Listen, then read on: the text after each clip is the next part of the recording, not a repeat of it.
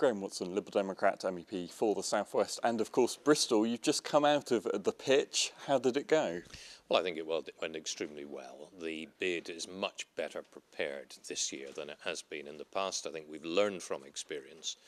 George Ferguson led the team in, I think, what was a very, very impressive, I might also say rather slick performance, and I think that was appreciated by the judges. There was a lot of good humour, a lot of banter, not simply a rather stale, grey presentation. They're going to also hear from the other shortlisters, which include Glasgow, Ljubljana and Brussels, of course, Brussels City as well. How do you rate Bristol against competition of those? Well, I think the competition is fairly stiff. We shouldn't underestimate what's been achieved in Brussels in recent years, or indeed what's been achieved in Glasgow. But the case for Bristol gets stronger by the year. Every action that's taken, every pound that's invested, every community group that does something to make the city greener adds to our case, and I think it is now overwhelming. And what is Bristol's case? What is it that Bristol's doing that's so impressive on a European level?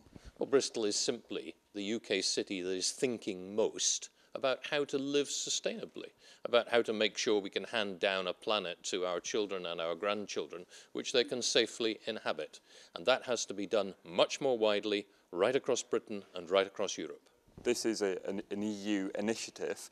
From that perspective, what does it mean to be a European green capital? Why is it worth winning?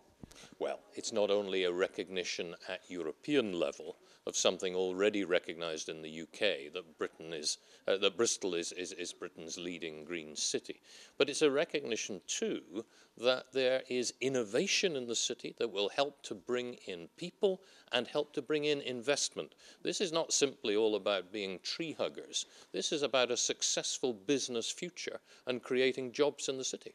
If you're a betting man, do you think Bristol's going to win this time? We won't find out for a couple of weeks.